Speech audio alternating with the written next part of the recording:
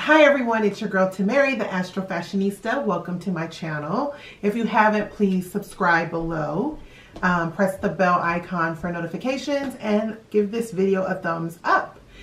Today I'm going to be giving you our May 2019 horoscopes, and I cannot believe it's already May, you guys. I feel like this year just started. But this is going to be a pretty decent month. It's going to be a good time to get things done. We have the Sun in Taurus. So first, let's go over the general astrological forecast for all 12 signs. So what do you guys think about my new astrological wheel?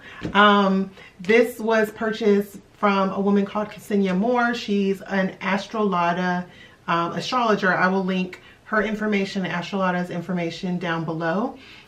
She hand makes these, I believe, and I thought it would be the perfect thing for my monthly horoscope. So hope this helps you guys understand the astrology a little bit more. So first, let's talk about what's going on generally for all the 12 signs. So starting with May 1st. So the Sun is currently in Taurus. And whenever the Sun is in Taurus, Taurus is the first earth sign of the zodiac. It's my zodiac sign. My birthday was actually April 22nd, but it's not about me. So Taurus is all about being steadfast, stable, luxury loving, all about the five senses, being in touch with touch, feel, taste, sight. It's a very sensual sign. And when the Sun is there, we're all feeling a little bit more in tune with those parts of ourselves. So that is a big thing for the month, of course. But on May 1st, we have Mercury in Aries. So we have Mercury here. This little guy is here in Aries, and Mars is actually in Gemini down here. And Mercury is the communication planet. I think a lot of you guys are familiar with Mercury retrograde. So Mercury is actually making a positive aspect to Mars in Gemini, because those two signs are sextile on May 1st. That's a great day to put action behind ideas. The only thing is that Mercury is also squaring. It's making a square to Saturn, which is up here in Capricorn.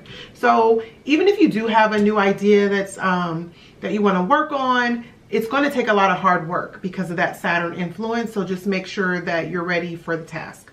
On May 2nd, we have Mercury again making a positive aspect to Jupiter. Jupiter is in his home sign Sagittarius, and Jupiter expands everything. It's the biggest planet on here. My sun got all messed up, so that's why the sun looks so small. But Jupiter expands everything that it touches, and Mercury making a positive aspect to Jupiter again reinforces the whole idea of doing something on a big scale, having a big idea, bringing something new into fruition that's going to take a lot of hard work. But remember, Jupiter is retrograde. So whatever is started right now might take a little bit longer. You might have to redo things over and over again until you get it right with Jupiter retrograde. And then we also have on May 2nd, the same day, Mercury squaring Pluto. So again, even though there's a positive aspect, there's also a more difficult one. That's a day that we should all watch what we say, watch our words, because whatever we say that day, we can't take back. So just, I'm giving you a little bit of caution there. On May 4th, we have a Taurus new moon. The moon is down here in Taurus, and new moons are all about new beginnings, fresh starts, really making your dreams come true if you have dreams, wiping the slate clean and just starting fresh. This Taurus new moon happens when the moon is actually making a positive aspect to Neptune in Pisces, its home sign, right here. So that's considered a sextile. And so that's going to be a day that is good for putting actions behind your dreams, because Pisces is a sign all about dreams. Neptune's is all about making things dreamy and being harmonious. And with the new moon there, it really could be a foundation for bringing your dreams to fruition. And then on the second week of May, we have, on May 6th, we have Mercury entering Taurus. So Mercury's here, it then moves down here into Taurus. The moon is going to be moving because the moon moves every 2.5 days. It's not going to be completely accurate all the time. But when the Mercury is in Taurus, Mercury in Aries was very fiery energy. It was very direct energy, saying things before you maybe think about them. Taurus is probably the opposite. Mercury in Taurus is being very methodical about the things you say, thinking before you speak, maybe speaking a little slower, so we'll all be feeling a little more calm, which I think is great after this fiery Aries energy. So Mercury will be there.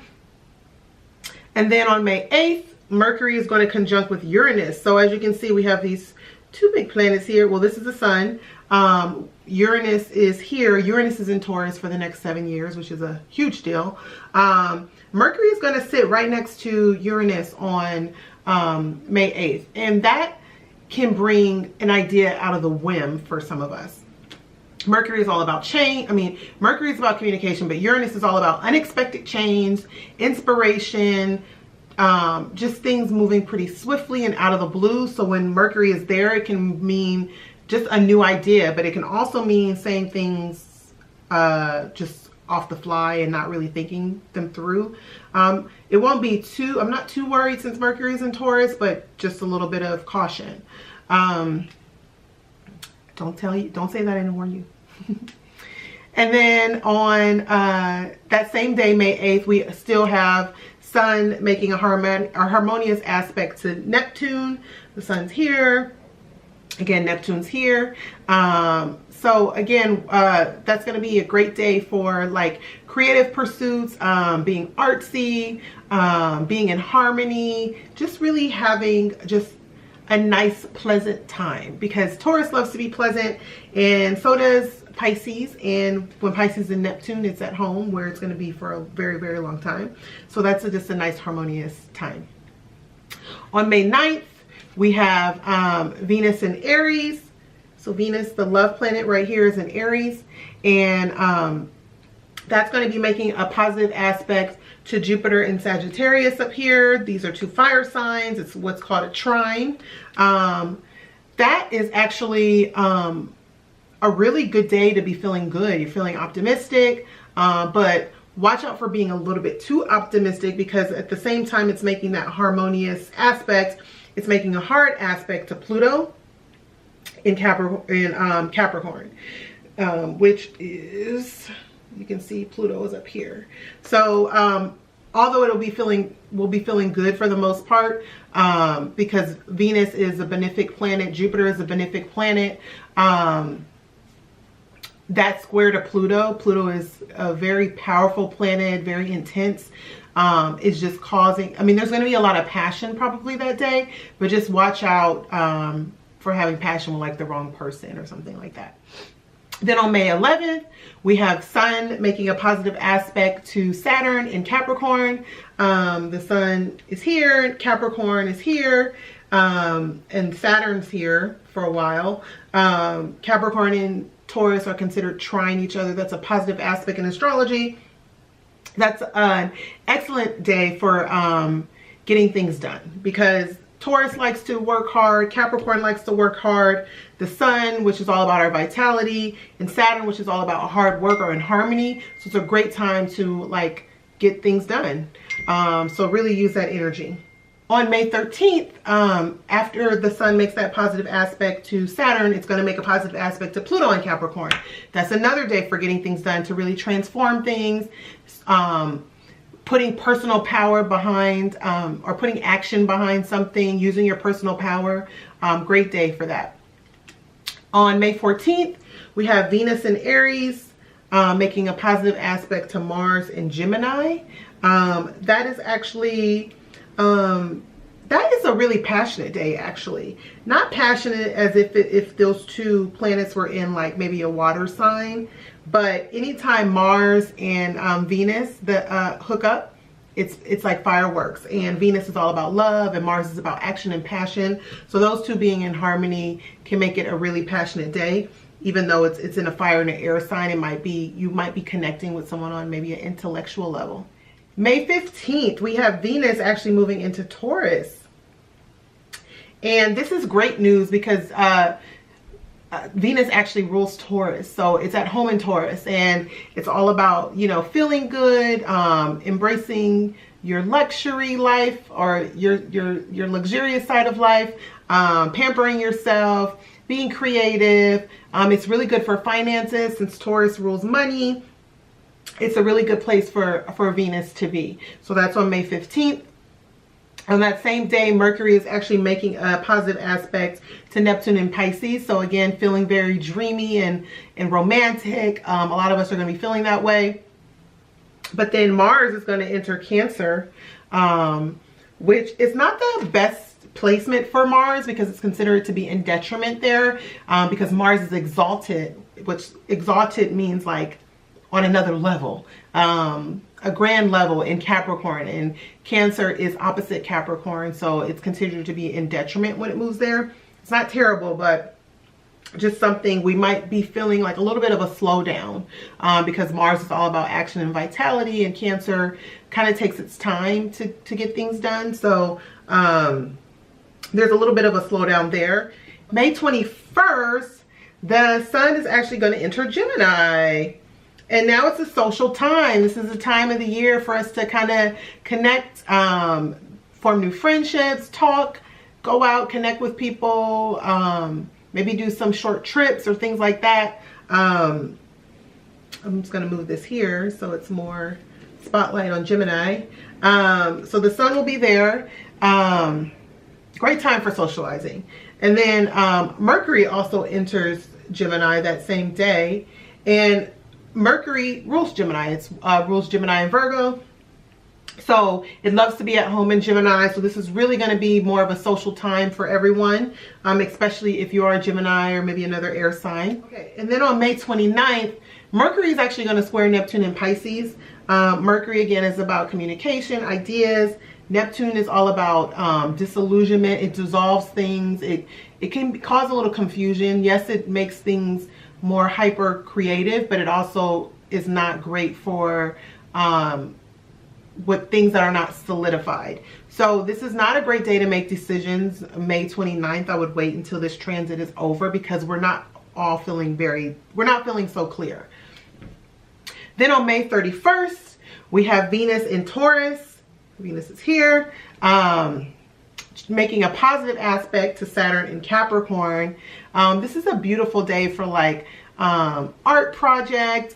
It's a good day for money because Saturn is all about structure and laying a foundation. So if you've been being careful with your money, you could see maybe a payoff there. It's a good time to maybe make an investment if you're thinking of doing that. It's a good time to solidify a romantic relationship because Saturn likes to add structure to things, and Venus does rule romance. So that's a beautiful day as well. Okay, so now keep watching for more information about your sign in particular. Hi Virgo, welcome to May. This month you may be feeling a little bit like traveling more, learning a new skill, getting some new education, especially long distance travel with all of this activity happening in your 9th house with the sun in Taurus, which is your sister sign. At the beginning of the month, we actually have Mercury in Aries, and Aries rules your 8th house of shared income, debt, resources, rebirth, regeneration, transformation, and it's making a positive aspect to Mars in Gemini, which actually rules your 10th house. So that tells me there's a lot going on in your career. You're putting a lot of effort into your career and how you want to be seen in the world, your destiny right now, and there might be something involving some sort of transformation of sorts, especially during the first 2 days of the month. Then we have a Taurus new moon. Again, Taurus is your sister sign. It's compatible with your sign in your 9th house of travel. This is an excellent time to plan either a trip overseas or international travel. It's a good time to consider maybe going back to school or learning something new. It doesn't have to be like a master's program. It could be anything you're trying to learn. Maybe it's a cooking class. Maybe it's another language. This will be a good time to kind of put the wheels in motion on that. And then on May 6th, we have Mercury entering that area as well, further emphasizing the need for learning something. Mercury is your ruler. So with it in that house, there's telling me there's a lot going on in regards to expansion of knowledge. Then on May 9th, we have Venus in Aries. Venus is still here in your 8th house of debts, resources, shared income with other people like partners, business partners, marriage partners. We have Venus making a positive aspect to Jupiter in Sagittarius in your 4th house of home. That tells me that there's something happening in your home life. It could be something happening within your marriage. If you're married, it could be something happening with the domestic partner. Maybe you guys want to invest in some new furniture. Maybe you pay off a big loan or something that has to do something with your house. Something with home, family life, and debts. Or it could manifest as getting money from a family member for some reason, inheritance, something like that. I'd love to hear what happens. You guys leave it in the comments below. Then on May 11th, we have the Sun in Taurus here again. It's making a positive aspect to Pluto in Capricorn, and Pluto is in Capricorn in your 5th house of romance, creativity, children. So there could be some good juju going into those areas. You might be feeling a little bit more romantic. This actually is a really good time to take a trip with a romantic partner and bring some like fun flirtiness back into your life. Then on May 15th, we have Venus entering into Taurus. It's entering the sign that it rules. Move this down here. Venus loves being in Taurus because it's its ruler. So again, that's bringing more harmony towards the area of travel, education, expansion, really making you feel good about what you're learning, making you feel like you maybe want to get away. It's really positive feeling for you with Taurus being compatible with your sign. And then on May 18th, we have a full moon in Scorpio. Scorpio rules your 3rd house of communication, short distance travel. It's like there's the travel theme here with the 9th and the 3rd house. It could be something happening with siblings.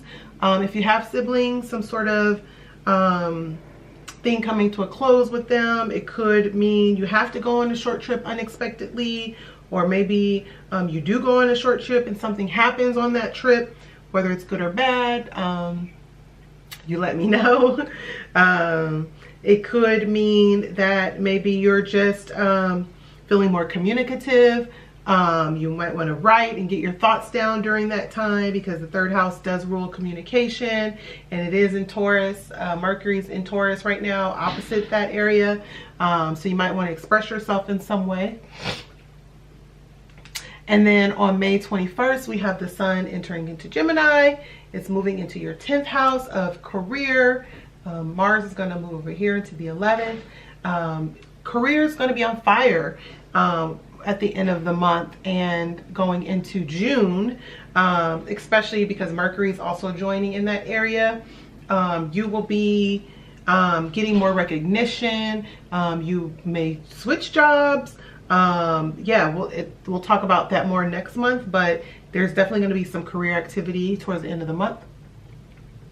On May 29th, we have Mercury in Gemini.